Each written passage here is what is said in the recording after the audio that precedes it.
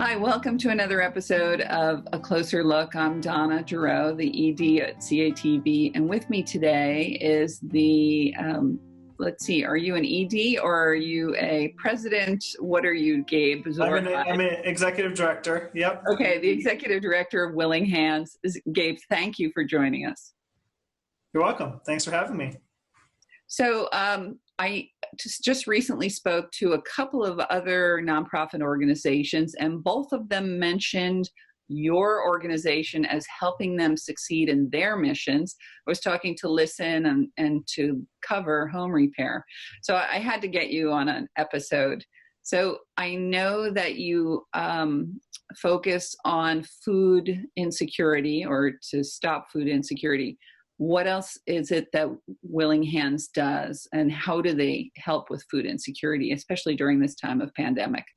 Absolutely. So our organization was started as a response to some food waste that was happening at the co-op food stores about 15 years ago. One of their employees who works in the produce department saw a lot of food that was being thrown out. And he said, this is good food, and I know folks who really need it. So he began with support from the co-op and volunteers to distribute that food throughout the Upper Valley. So our mission really is three parts. We work to reduce food waste, we work to fight hunger, and we work to encourage healthy eating. And that last part is because all the food that we distribute is perishable. 90-something% of it is fresh fruits and vegetables. And we see this as a real gap within the charitable food system, trying to fill in, what is the most nourishing, healthy food that should be available to everybody. That's great, because it is a huge gap. What I'm curious, in a season like now where things are not yet being produced, how is it that you're able to help provide fresh nourishment?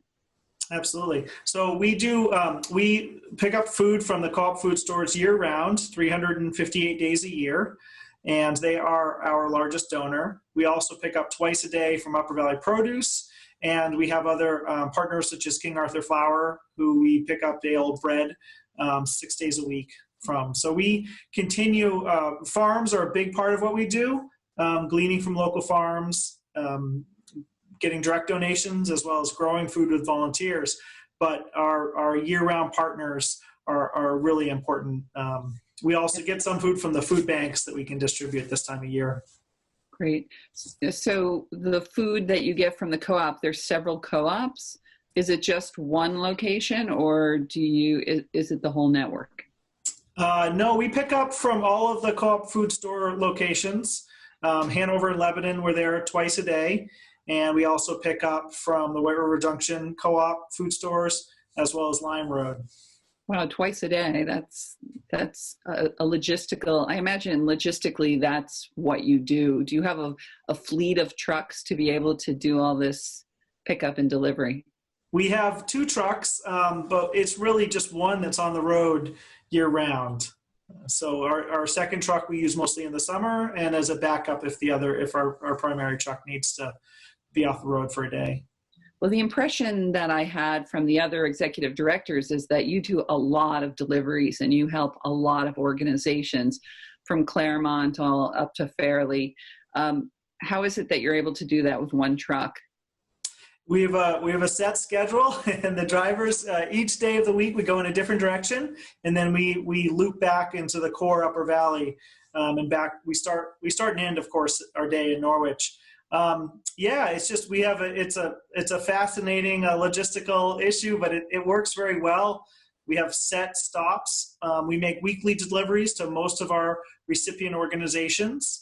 And it's the same every week. Our truck is there at the same time. So we have a pretty tight schedule, but it seems to work pretty well.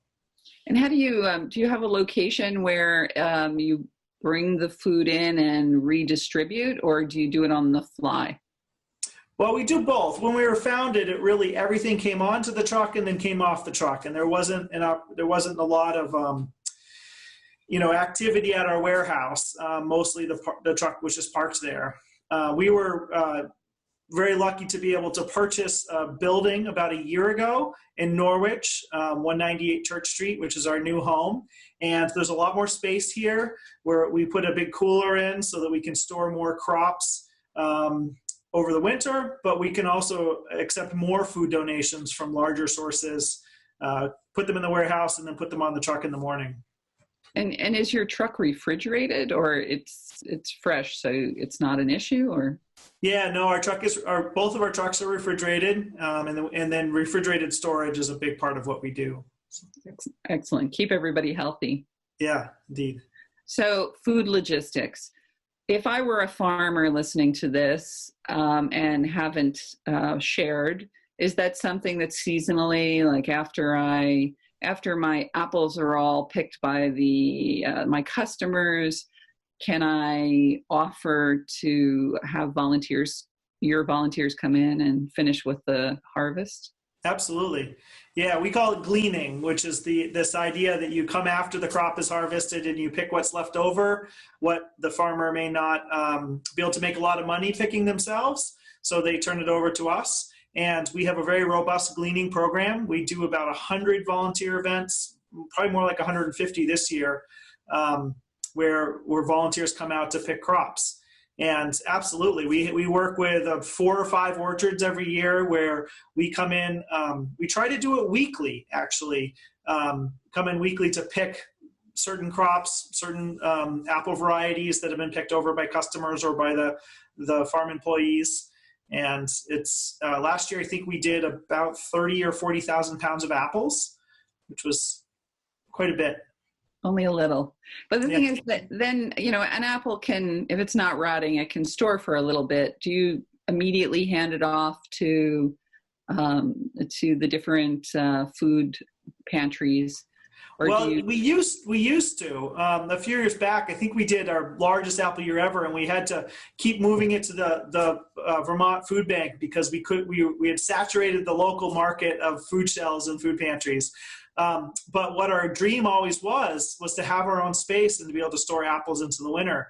And I'm really excited to share that we are going through the last of the apples of last fall's apples right now. Excellent. So I think there's a few bins left. We have volunteers go through, pick through them, and clean and sort to make sure that none of the bad apples are being distributed. But there's still some good apples left all the way into spring.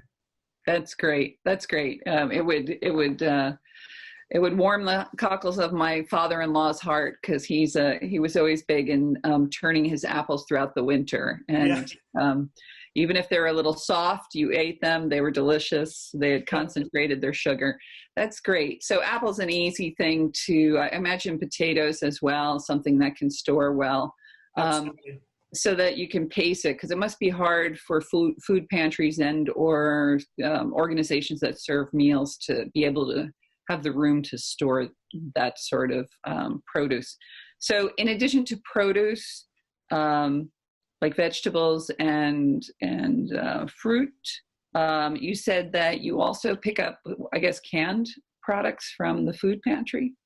Not as much. We do a very little. We try to focus as much of our time and energy on perishable food. So we've begun just recently, as a response to the pandemic, to take on some non-perishable food as a service to our partners. But it's a pretty minor part of what we do.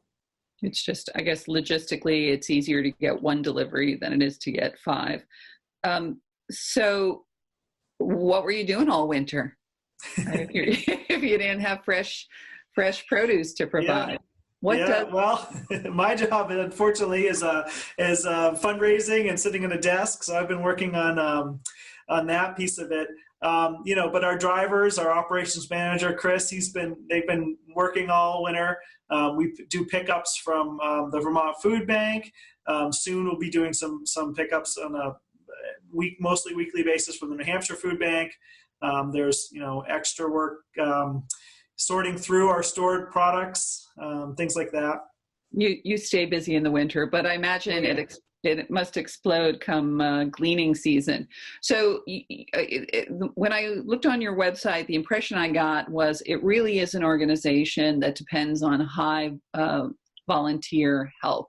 Mhm. And one of the things that wasn't clear to me is that you actually have land that you harvest, that you plant. Can you tell me about that? Absolutely. Yeah. So over 10 years ago, we began a partnership with the Cedar Circle Farm. They had some extra land that they were leasing. And at that point, it was about a half an acre. There were some local volunteers who were really interested in growing food and supporting Willing Hands. And so the partnership developed, and it's grown over time. And now it includes other partners besides Cedar Circle, but our Cedar Circle garden is still the largest in East Thetford. At that Willing Hands garden, we have now 3 volunteer sessions a week, and they've already started. They've been going for a couple weeks now, and we'll go throughout the harvest season, throughout the summer into the fall. And last year, I'll hopefully get the numbers right off the top of my head, but last year, I think we grew about 30,000 pounds of food at that location. With a half acre. Well, it's grown, so it's a little bit under 2 acres now.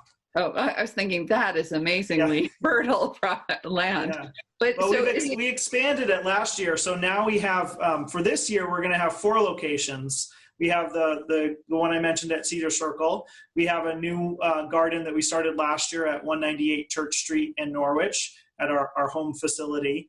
And then we also started a garden in partnership with Dartmouth Hitchcock Medical Center, which we call the Pharmacy Garden, indeed, which is across from David's house in the Child Care Center. That'll be going into its 2nd year this year.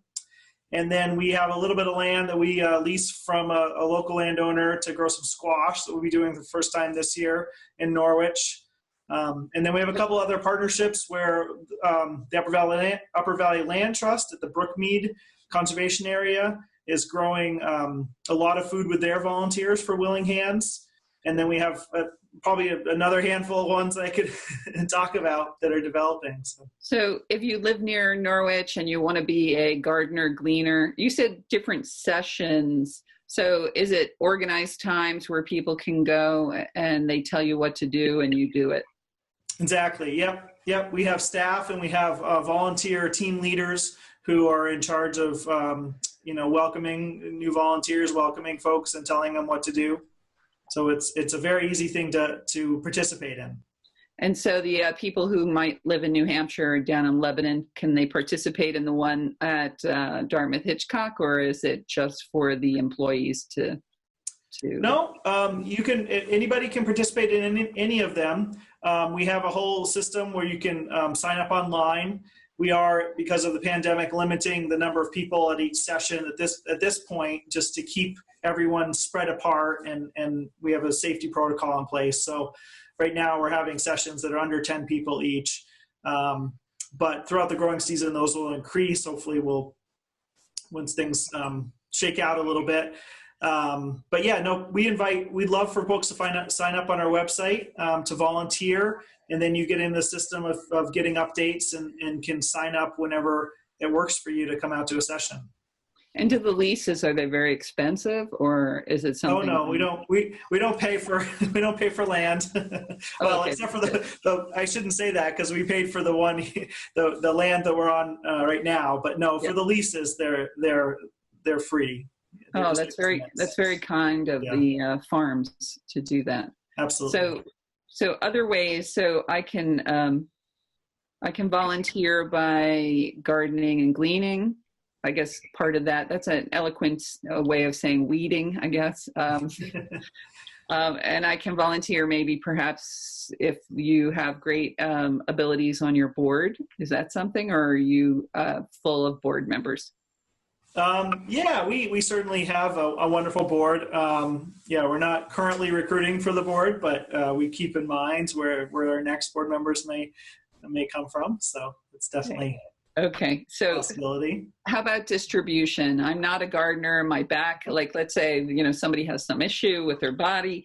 Is it something that they can assist? Well, I guess if you're delivering, you'd have to be able to schlep things and pick them up. So what happens if I'm feeble? what can I do to contribute? Or is it a young person's? Oh, no. No, our average age of volunteers is it's probably too older than we care to admit. We try to get more younger folks involved.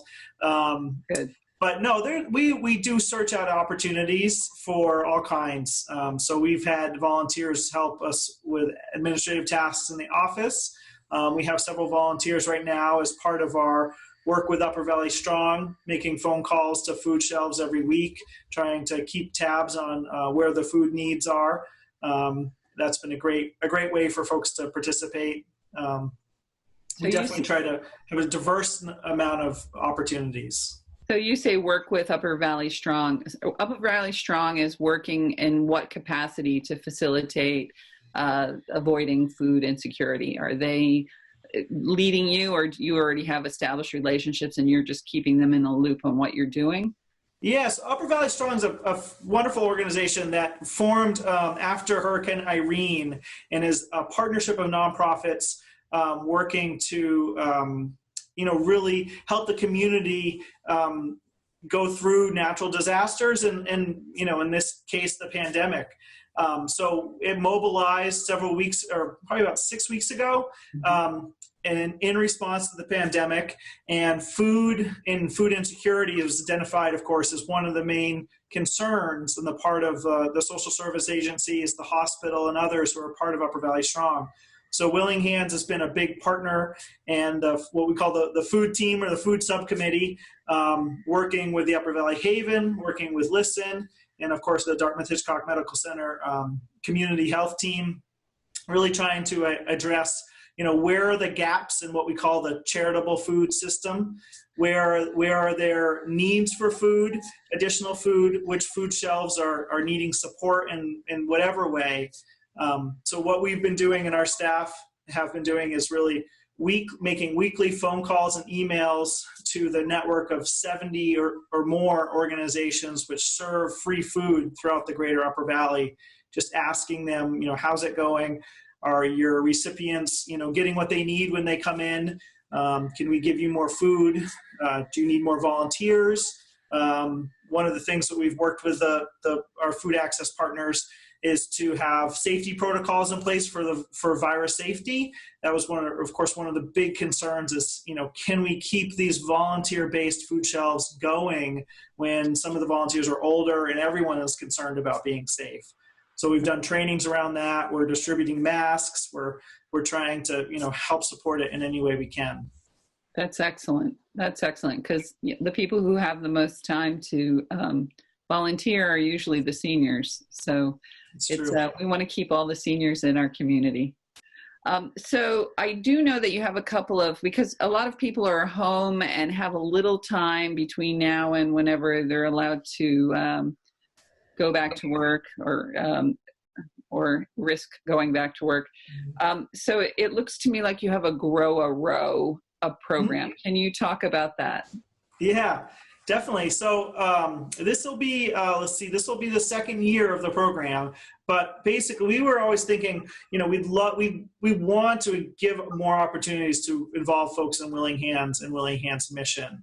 And we knew that there are home gardeners interested in supporting Willing Hands who might be interested in donating produce throughout the season. So we got just a rough program together last year, and this year it's going to be expanding quite a bit with a response to the pandemic and a lot of work folks are doing to work on their own food security and grow more of their own food. So we're inviting folks just to plant an extra couple crops and then donate them to us. We'll have a whole system in place here at our facility in Norwich where folks can drop off crops, fill out a little slip so we know who brought it, so we can thank them and really increase the amount of food that we're able to deliver.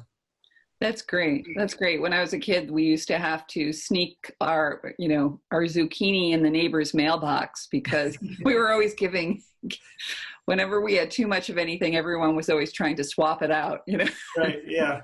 Sneak it into somebody's car while you're at church, Exactly. like, hey. Yeah. I mean, I'm sure we'll get plenty of zucchini. It wasn't an issue last year, but we don't mind. We'll find homes for it. Right. So we don't have to give to our neighbors. That's good.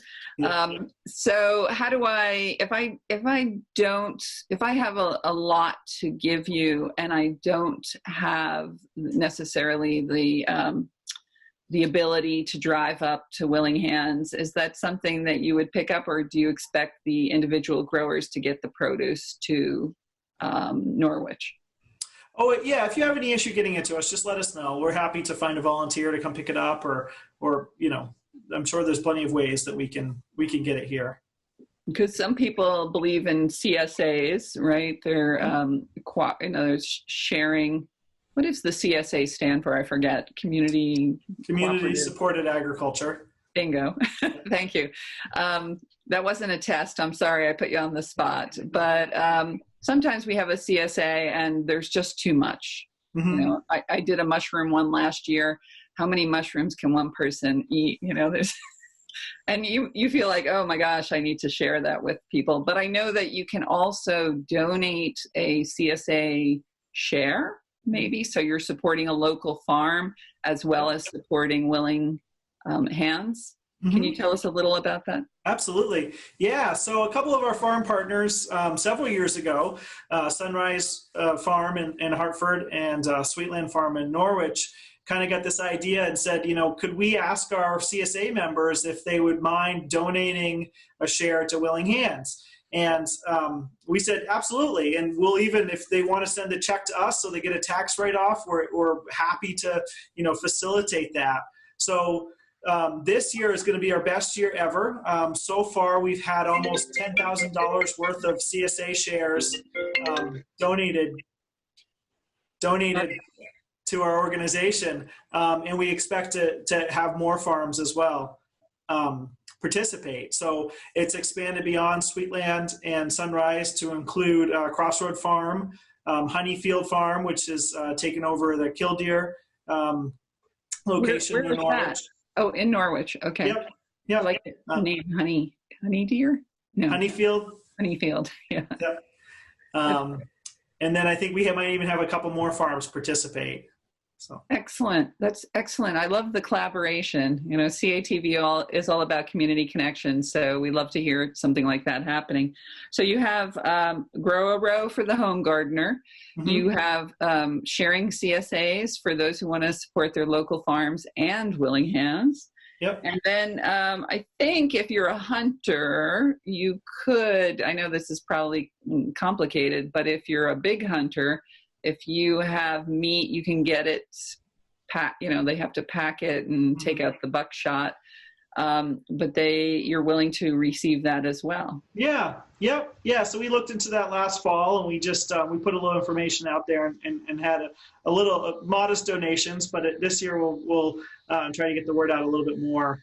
But yeah, it's absolutely something that hunters can do to donate food. It'll need to be packaged. I mean, we're not you can't just drop the deer off, but to bring it to a butcher.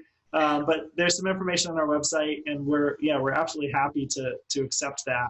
There's a link. There's a link there on how to talk to the game warden on how to get put it in a position so that it's packaged.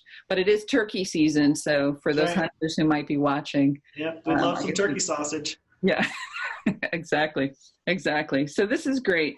So your reach is wide, the need is high. Mm-hmm. If I watch the show and I just say, you know what, I just want to make a donation, is there an easy way to do that through your website? And would you share what your website's address is? Yeah, so our website is willinghands.org, and we have a donate button right on the front page and a couple different options for online donations. Which we're very grateful for. We've definitely expanded our programs recently to try to meet more of the need. We work with about 60 organizations throughout the greater Upper Valley. These are food shelves, senior centers, the Claremont Soup Kitchen, the Upper Valley Haven, Listen, and we are making weekly deliveries to them to really try to meet this increased need. So we are looking for increased support from the community to help us fill that. And I imagine the need, even though people will go back to work, there's some people who, their companies won't be able to sustain them. So I suspect that over the next 2 years, until a vaccination is actually being administered, that people will have there will be a high need. So I hope that people who are watching don't forget that this is not a short-term issue. There's a lot of companies who are riding off of savings right now because they know they've buffered. But, by the end of the year, things might be dire as well. So please open your pocketbooks and think about Willing Hands and some of the other nonprofits even at the end of the year. All right. So anything else Gabe, anything else you think would be important for the community to know? No, I think you covered it. It's we appreciate the opportunity to share a little bit about what we do, and thank you so much to CATV. Oh, no, it's our pleasure. So I just want to say goodbye to our viewers. Thank you again for watching another episode of A Closer Look. And if there's some organization that you think should be profiled, feel free to email us at info@catv8.org. All right. Thanks, Gabe. Thank you. Bye-bye. Bye, everyone.